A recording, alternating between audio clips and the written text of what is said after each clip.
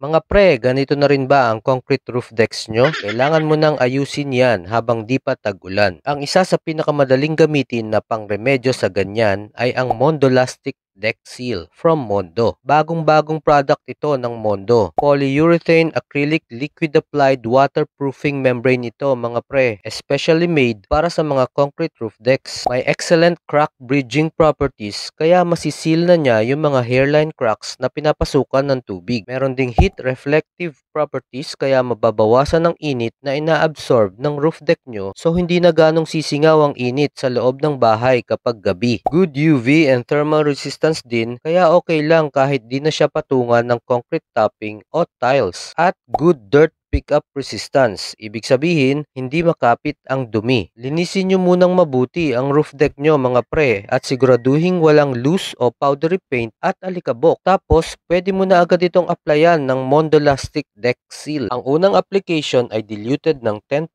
water. Ang succeeding coatings ay undiluted na. 3 coats mga pre para sure na takip lahat at matibay ang kapit. Pwede kayong gumamit ng roller, brush o spray. Yan, meron na tayong concrete roof deck na protektado ng Mondolastic Deck Seal. Wala nang stress kapag malakas na naman ang ulan. Ayos! Para sa complete at detailed video ng pag-a-apply nito, visit my YouTube channel.